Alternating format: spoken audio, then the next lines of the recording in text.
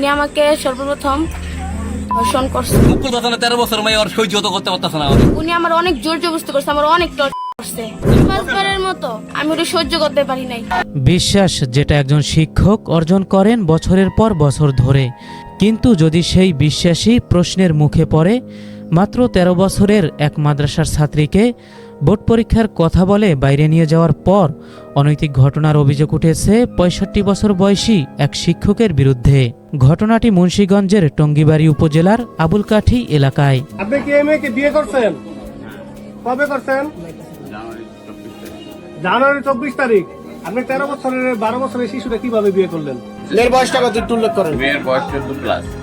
14 plus. এই 14 plus মেয়ের সাথে কি আপনার সাথে যায়? যায় না, যার কারণে তো আমরা সরা মানে কাবিনটা করিনি। আচ্ছা, মেয়ের সাথে আপনার পরিচয় কিভাবে সেই কথা বলুন। মেয়ে আমার এখানে ছাত্রী। মেয়ে এখানে কত বছর যাবত আপনি এখানে তার করতেছেন, শিক্ষা দিতেছেন? 3 বছর ধরে।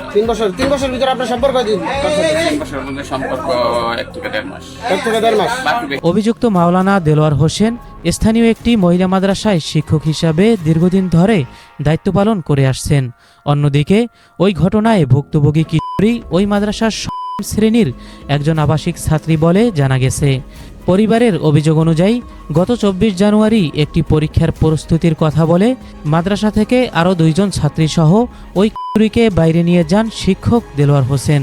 এটা হচ্ছে আবাসিক ওখানে থাকে থেকে পরে বোর্ডের পরীক্ষা যখন হয়েছে, বোর্ডের পরীক্ষার কথা কই লাস্ট পরীক্ষার দিন লয়ে গেছে হলো সোনারং পরীক্ষা দিতে।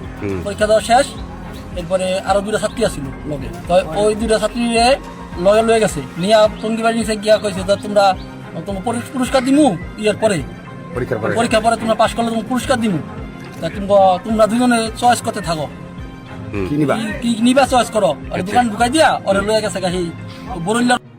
প্রথমে পরিবারের কেউই বিষয়টি বুঝতে পারেননি, কারণ একজন শিক্ষকের উপর সাধারণভাবে সবাই গভীরভাবে ভরসা করে থাকেন। কিন্তু পরবর্তীতে অভিযোগ উঠে ওই সময় অন্য 2 ছাত্রীকে আলাদা করে পাঠিয়ে দেওয়া হয়। এরপর ভুক্তভোগী কিশোরীকে বরুলিয়া এলাকায় নিয়ে যাওয়া হয়। সেখানে তাকে একটি কথিত বিয়ের মাধ্যমে জোরপূর্বক সম্পর্কে জড়ানো হয়েছে বলে অভিযোগে উল্লেখ করা হয়েছে। পরে কি হয়েছে বলবো? এরপরে উনি আমাকে সময় দেয় নাই, বিয়া করছে। কইরা আমারে নানা রকম দিছে যে আমি যদি এটা আমার খালার কাছে কই বা কারোর কাছে কই, তাহলে আমার একটা খালাতো বোন আছে বলবো, আঙ্কেল হেরা আছে হেগো মারবো। একজন আঙ্কেল গ্রে যে ঘুমায় রাত্রিবেলা যে উনারে আগে মারবো, আমার 14 গোষ্ঠীর আগে জেলের ভাত খাওয়াইবো, আগে মারবো। তোমার বিয়ে করছে কতদিন আগে? কয় তারিখে মনে আছে? আচ্ছা, তোমার বয়স? আমার বয়স 13 বছর। কোন প্রতিষ্ঠানে পড়াশোনা করতে? উম্মুলপুরা সিরাজুল উলুম মহিলা। তার নামটা একটু বলো। তার নাম মাওলানা দেলোয়ার হোসেন। এটা ঘটনাটা কতদিন যাবত এই ঘটনাটা চলতেছে? 24 তারিখ 1 মাস 2026। 26 সালের জানুয়ারির 24 তারিখে এটা বলতেছো? আচ্ছা, বিয়ে করতে কোথায় কোন নিয়ে জায়গায়, এসেছিল মানে কবে? কোন জায়গায়? ওটা টঙ্গীবাড়ির ওদিকে একটা রাস্তা আছে, আমার অপরিচিত, কারণ এটা তো আমার দেশ না, আমি চিনি না। এর আর ওদিকে অনেক জায়গা ঘুরে নিয়ে গেছে, কিন্তু আমার ওইটা একটা মাদ্রাসা, ছোটখাটো একটা মাদ্রাসা, কিন্তু ওই মাদ্রাসার নাম আমি দেখি নাই। কিন্তু যে কাজী তার নাম হলো এমডি কাউসার। এমডি কাউসার। আচ্ছা, ঠিক আছে। আজকে কি হয়েছে? আজকে কালকে উনি আবার আমারে তো এরপরে উনি আমার অনেক করছে, আমার অনেক টর্চার করছে। আমি ওটা সহ্য করতে পারি নাই। এই সহ্য করতে না পারি কালকে আমি ওনারে আধা ঘন্টার সময় নিয়ে আমি কইছি যে আমি আধা ঘন্টার মধ্যে আমি আইসা পড়বো, এটা বইলা আমি আইসা বসছি। এরপরে বিকালে উনি অনেক ফোন দিছে, আমি যাই নাই মাদ্রাসায়। আমি বলছি আমার ফোন না, মানে আরেকজনের দিয়া বলছে যে ওরে মাদ্রাসায় পাঠান, তো পরে বলছে যে আমার শরীর অসুস্থ, আমি যাই নাই মাদ্রাসায়। সবচেয়ে অবাক করার বিষয় হলো অভিযুক্ত শিক্ষক বিবাহিত এবং তার একাধিক সন্তান রয়েছে বলে জানা গেছে। স্থানীয়দের অভিযোগ, কথিত সেই ঘটনার পর ভুক্তভোগী কিশোরীকে আবারও মাদ্রাসায় ফিরিয়ে আনা হয়। এরপর থেকেই পরিস্থিতি আরও জটিল হয়ে ওঠে। অভিযোগ রয়েছে মাদ্রাসার ভিতরে তার উপর দীর্ঘদিন ধরে মানসিক চাপ সৃষ্টি করছিল এবং নানা ধরনের কঠোর আচরণের মুখোমুখি হতে হচ্ছিল তাকে। কতবার? কতবার বলতে কি 4-5 বারের মতো। এমনকি আমার এই হাতটা অনেক ব্যথা বানায় লাইছে, এই হাতটা মানে এমন করে আমার ধরছে, হাতটা পুরো ব্যথা হয়ে গেছে। এখন এটা তুমি কি চাও আসলে?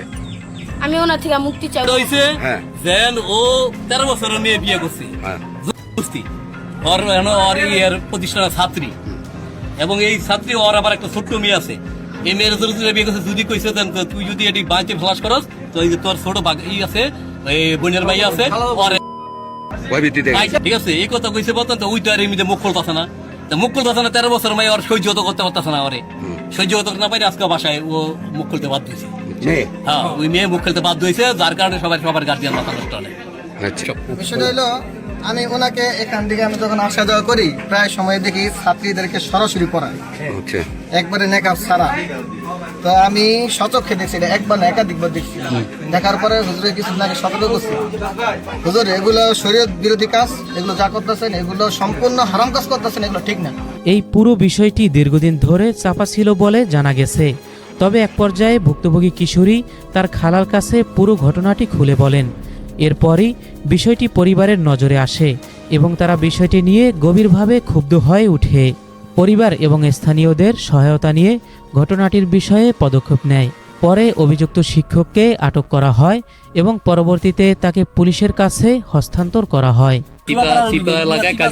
কাজী অফিসের নিচে মনে নিয়ে পরে আরো 2টা হুজুর আছিল, 2টা হুজুর মতো, আর হ্যাঁ 3জন মিলাইয়া পরে আর জুরমুর কইরা এক কইয়া বিয়া পড়াইছে। বিয়া পড়ায় সাইন নেওয়াইছে, কবুল কইছে, নাইলে ওইটা করবো সেটা করবো, আমাকে অনেক হস্তনস্ত করবো। আমার একটা মাইয়া শুরু করে কবে শুনতে পারবেন এটা বিষয়টা। আচ্ছা, আপনি বলেন আজকে যে সূত্রপাত, আজকে যে ও আমার বাইরা ভিডিও ছিল যে ওর মানে খারাপ প্রস্তাব দিছিল, খারাপ প্রস্তাব দিছে পরে ওই বাজ্ঞা সেগা ভাগ্য কইছে। খারাপ প্রস্তাব কে দিছে? ও হুজুরি। এই হুজুরের নাম কি? দেলোয়ার মাওলানা। আচ্ছা, এরপরে তারপরে ওই আবার গেছে, পরে ওর খালামনির কাছে কইছে, ওর খালামনি আবার ওরে ধরে গেছে, আটকা রাখছে ওরে, আটকা রাখছে। পরে আইছে যে না, পরে 3-4 বার ফোন দিয়া লাইছে। আচ্ছা, আবার তবে আটক হওয়ার পরও নিজের বিরুদ্ধে ওঠা অভিযোগ অস্বীকার করেন দেলোয়ার হোসেন। তিনি দাবি করেন ওই ছাত্রীকে তিনি বিয়ে করেছেন বলে বক্তব্যে উল্লেখ করেন। তবে তার এই দাবির পক্ষে কোনো বৈধ কাবিননামা বা সরকারি কোনো প্রমাণ উপস্থাপন করতে পারেননি। সে জানুয়ারির 24 তারিখে সে এই বিয়েটা নাকি করে। তো তাকে যখন জিজ্ঞেস করা হয় যে আপনি কোথায় বিয়েটা করছেন এবং বিয়ের সাক্ষীগুলি কে ছিল, তখন সে আমাদের বলে যে সাক্ষী ছিল 2 জন বাইরে, আমরা ওই সাক্ষীকে চিনি না। এবং তার কাছে আরেকটা বিষয় জানতে চাওয়া হয়েছে, সেটা হচ্ছে কোথায় গিয়ে বিয়ে করছেন। তখন তিনি আমাদের বলছেন সে নাকি রায়ভোগ একটা কওমি মাদ্রাসায় সে বিয়েটা করছেন। আসলে তার যে বক্তব্য এবং বক্তব্যের ভিত্তিতে আমরা যা বুঝতে পারছি, তার যেই কথাগুলি ছিল সবই ভিত্তিহীন। এই ধরনের ঘটনা সমাজের জন্য অত্যন্ত উদ্বেগজনক ও দুঃখজনক।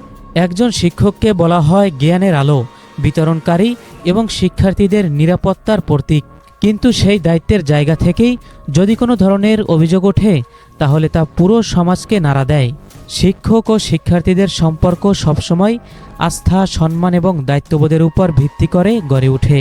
সেই সম্পর্কের মধ্যেও কোনো ধরনের অনিয়ম বা ভুল আচরণ কখনোই গ্রহণযোগ্য নয়। অভিভাবকদেরও উচিত তাদের সন্তানের প্রতি আরও বেশি সচেতন থাকা এবং যে কোনো অস্বাভাবিক পরিস্থিতি দ্রুত পরিবারের সঙ্গে শেয়ার করতে উৎসাহ দেওয়া।